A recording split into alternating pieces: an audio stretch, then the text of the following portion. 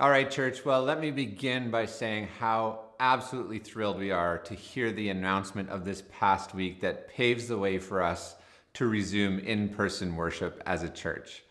March of 2020 seems like a lifetime ago when we hosted our very first online-only service in that lockdown. And it's been a very long season of shifting restrictions that have moved most of our time together online. But with the news this past week, we anticipate this will begin a new season for us with no looking back of being able to be back together in person. We're very excited. So everybody start practicing your social skills because we're probably all a little rusty. In fact, we were quite surprised to hear that our capacity is jumping from what was a max of 25 people all the way up to 50% capacity or 150 people. And this is great news because it now clears the pathway for us to resume our live service gatherings together. So Riverwood, here's the plan. After more than a year of reduced capacities and such long sustained time of online only, we're going to need to spend the next couple of weeks rebuilding our volunteer teams to facilitate services resuming. During this time, we're going to be hosting 2 weekends of watch parties for the next 2 Sundays together at the warehouse. This will be an opportunity to begin to gather again as we watch and we participate in the online service together. You can book your seats online or through the Riverwood app. And if you don't have access to those things, you can just call the office. We'd be thrilled to book you a seat. And then we anticipate resuming our live in-person services early into August and cannot wait for this. What we really need actually in order to make this happen is to rebuild our serving teams again. For some of you, that means stepping back into a serving role that you were playing. And for a bunch of you, it means to begin serving for the first time. If you want to be a part of our serving team as we rebuild it, please simply send an email to serve@riverwood.cc and we will get you connected. Again, right here is the address, serve@riverwood.cc. And then stay tuned for more info as we get ready to launch our live services again. And I promise you this, I'll deal with this mess and book a haircut for this event because now I got to look you in the eye rather than just through a screen. A reminder that at this time we'll still be seated in household only groups and with masks being required as for our current public health orders. And additionally, for our watch parties, kids will be seated together with their parents. And Riverwood kids will have more info about their reopening next week. And lastly, if you aren't already receiving This Week at Riverwood, or TWAR as we like to call it, our weekly email, this would be a great time to add your name to stay connected in the coming weeks. You can do so on the Riverwood app or sending an email to church@riverwood.cc.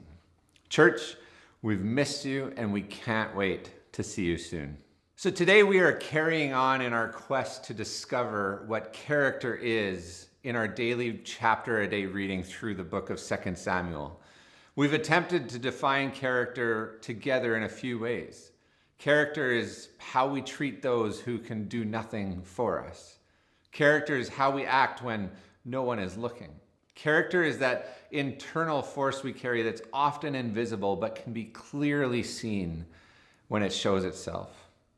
A quick overview of the scene that we find in 2 Samuel finds that Israel had asked and even begged God to have their own king. Just like all the nations that they saw around them, they wanted to be like them. And so somebody to lead them into success as a nation. And God warns the Israelites and says, this is not a good idea.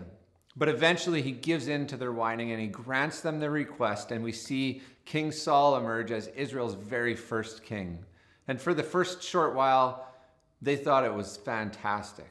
Israel was now a legitimate nation, but very quickly, Saul begins to make selfish and self-serving decisions with his power at the expense of his people. And he becomes threatened by this emerging popularity of a young shepherd boy named David, and then proceeded to make a 7-year hunt to kill David and remove this threat.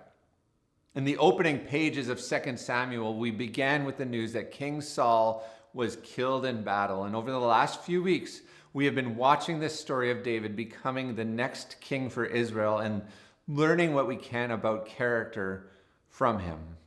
Well, so far we have discovered two things that character is through David's life. Character is inspiring. And secondly, character is irrationally kind. Well, this past week, if you have been keeping along with our chapter a day readings, we've made our way through chapters 12 to 18, and we'll spend a few minutes together looking at what we can discover about character within them. I've been tackling a home renovation project over this past while as we add another bedroom into our basement now that our kids are all needing their own space and room sharing has seemed to age out of style for them. As we near the end of this project, I've been working on the finishing touches, and I found myself recently heading to our local big box home improvement store to pick up some wood finishing supplies. Well, with the entrance now only on the far side from the loading area, I joined in the short queue and I was soon in the building to pick up what I needed. I headed over to the lumber section to try and find a larger cart to load up with, and I found plenty of them, except they were all lining the aisles full of preloaded material, probably for online orders, and not an empty one to be found. And I looked and looked around. I looked for help to find one, and I didn't see anybody in a uniform, and finally found the wrong kind of cart in the back corner of the store that I could make work. I headed down the aisle to now find the trim work I was looking for, and it wasn't in stock, and I guess it's supply chain issues, I suppose. Needing to make some progress on my home project that day, I figured a way to buy a sheet of material and then cut it down to size. And so after loading it onto the cart, I made my way to the back panel saw to have a few cuts made. Still no uniforms in sight. I made laps on the lookout and finally found somebody walking by and said, "Hey, any chance I could get a few cuts made?" "Well, for sure," they said. "Let me call someone for you." I headed back to the saw to wait and eventually wondered if they had called somebody from another location to come to help. Well, after another few laps, I finally found somebody in uniform to help me make my cuts and was ready to head back and carry on with my project. Well, I feel like this encounter is appropriately metaphoric to the encounter I had looking for hints of character in our chapter a day reading of 2 Samuel this past week. We've been looking and on search for what character is in our reading together. But to be honest, I feel like I had an easier time finding materials and somebody to help me in these deserted aisles of the big box store than I did any semblance of character in our reading this last week. Well, let me give you the highlight reel of what I found. Betrayal, adultery, murder, cover-ups, manipulation, incest, sexual violence, negligence, hatred, drunkenness, conspiracy, baiting, betrayal, and bitterness. The quest for character this past week was tougher than a woodpecker's lips. So rather than carry on with the character is theme, I decided to change it up and take the angle of character isn't. Reading through 2 Samuel 12 to 18, I think we can discover something quite clear that we can learn from David, but more on that in a bit as we continue in our worship today. Okay, so in our search for character in 2 Samuel 12 to 18 this past week, we found ourselves wandering the aisles of the hardware store, looking for help and coming up short. So rather than looking for what character is today, we will instead discover in the life of David what character isn't. And here's what came to the surface for me in our readings this past week. Character isn't avoidance. Now stick with me a bit and let me explain what I mean and what emerged off the pages as we read this past week. As we entered chapter 12, David is on the heels of a total moral failure and a blatant abuse of his power. And in an attempt to avoid the consequences of his actions, he arranges for another man's death. David's confronted and he finds himself losing so much of what was important to him, of what he had built, and a real full collapse of his character. He's at a bottom, and after being confronted by Nathan and coming finally to a place of repentance and brokenness, he attempts to move forward. But then disaster hits behind the scenes. In chapter 13, we read about David's firstborn son, Amnon, who engages in a despicable and just terrible act of incest and violence against his half-sister, Tamar. Reading this story of brutality just leaves you feeling sick and disgusted.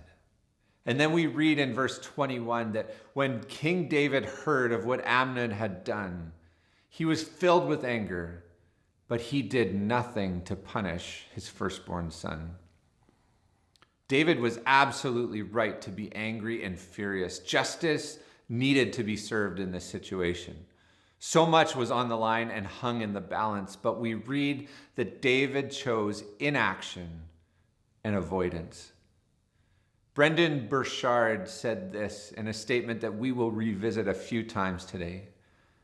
Avoidance is the best short-term strategy to escape conflict and the best long-term strategy to ensure suffering. In David's situation, we can probably point to a few dynamics that were at play. Amnon was the firstborn son, which meant he would be heir to the throne. This was Israel's future king, and much was riding on him, his reputation and his success. And I can imagine to confront this situation would have felt intimidating and messy and would have come at a great cost to his empire. I can imagine the temptation would have been to try and cover things up, to save face, and to avoid having to deal with the difficult consequences of this failure. And they were all strong forces at play. How often do we see this play out in the world around us? The attempt to avoid the consequences of doing the right thing because they come at a cost, and the pain that this causes for so many.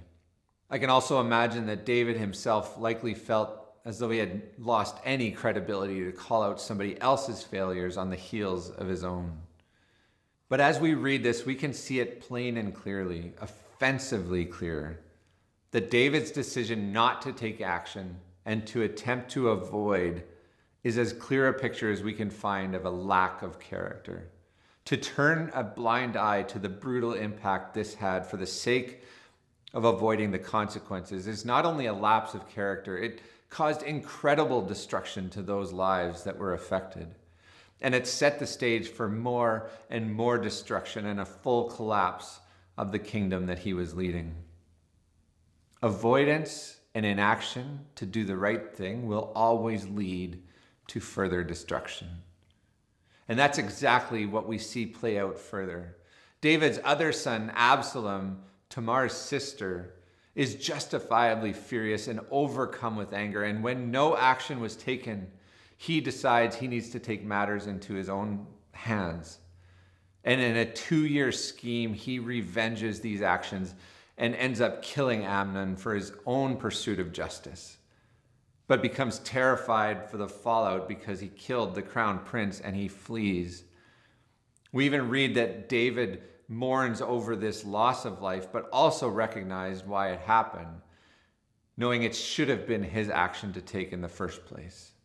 And in verse 39, we read this, "And King David longed to go to Absalom, for he was consoled concerning Amnon's death." David then longs for his son Absalom to return, but again, he does nothing about this. And further in, we see a man named Joab orchestrate and advocate for a safe return of his son Absalom, as David then agrees to this. But we read in verse 24 that when King David gave this order, he said this, "Absalom may go to his own house, but he must never come into my presence." So Absalom did not see the king. Again, we read a picture of avoidance. To look Absalom in the face would require the hard work of owning failure, of taking responsibility, and of working towards reconciliation. And yet David chose simply to remain passive and to avoid any of these things. And once again, avoidance to do the right thing leads to even further destruction. We watch as Absalom then orchestrates his own pursuit of power and spends the next 4 years creating a deceptive and manipulative scheme to overtake power from his dad, David. And it works. It results in David being afraid and running for his life once again.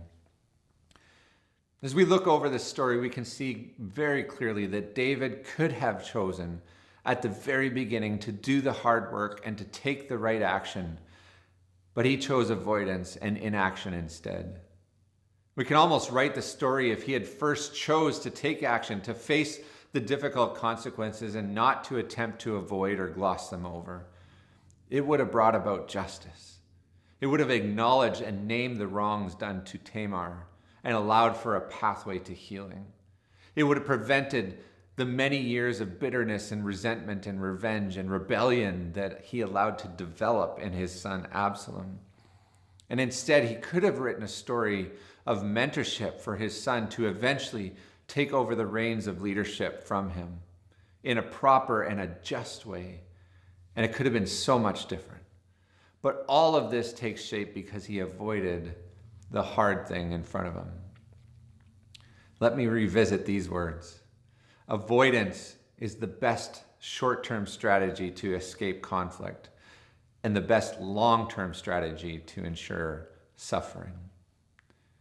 These stories we discover in 2 Samuel are extenuating and they're brutal and they're uncomfortable to see written into the story of Israel. They expose the destruction and pain caused when we turn our eyes from injustice, when we remove the voices of those impacted in an attempt to avoid or skirt the cost of addressing the difficult situations for the sake of protecting what we have.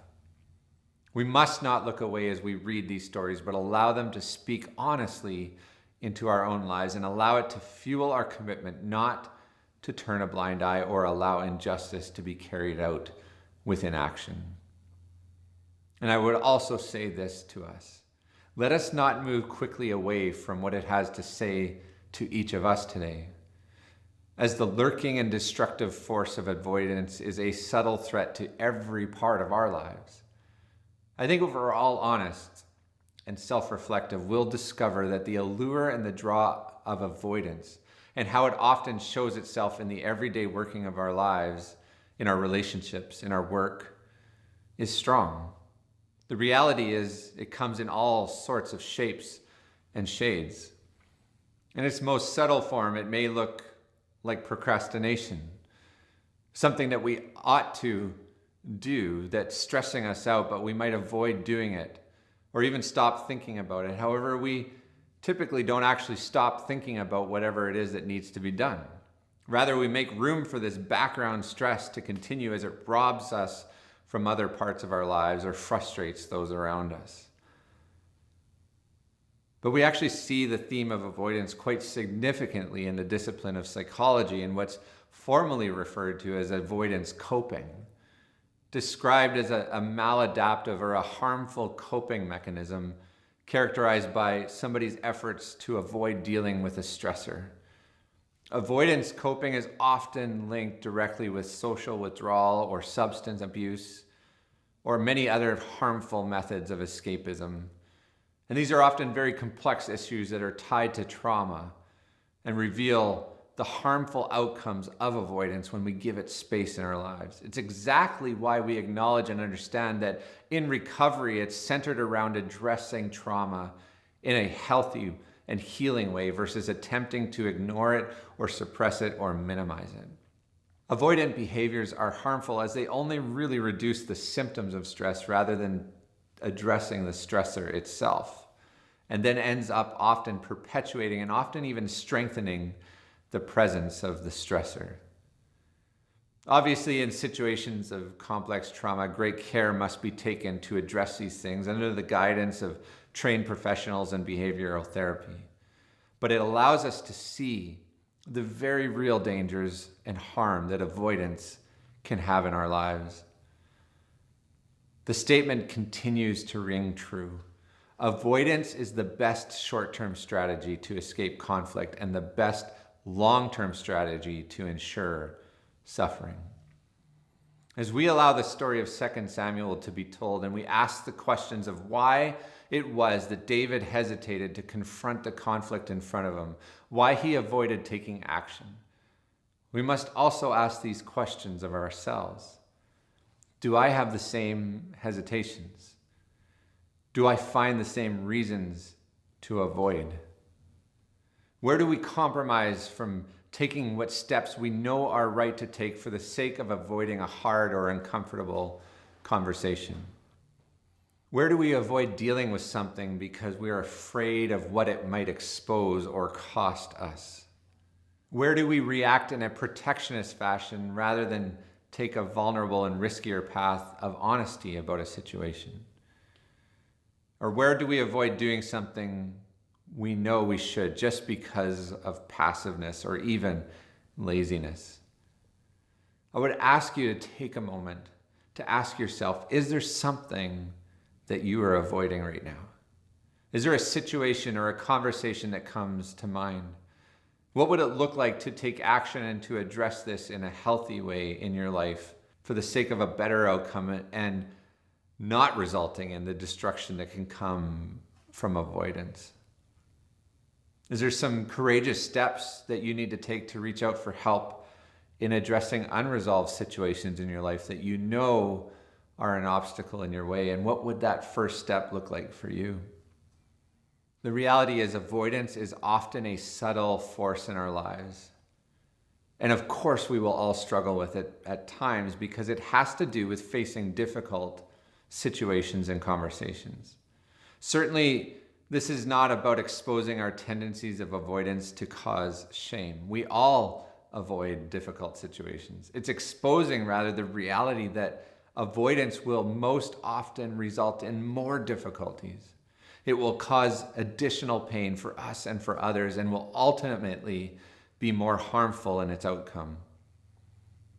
And it's also asking this, where are we avoiding something for our own gains or to protect or hide something that we have?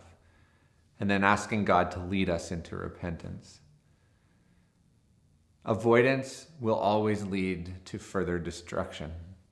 And as we ask these questions of ourselves, may God grant us the courage and wisdom and humility to be honest and to step into action where it's needed.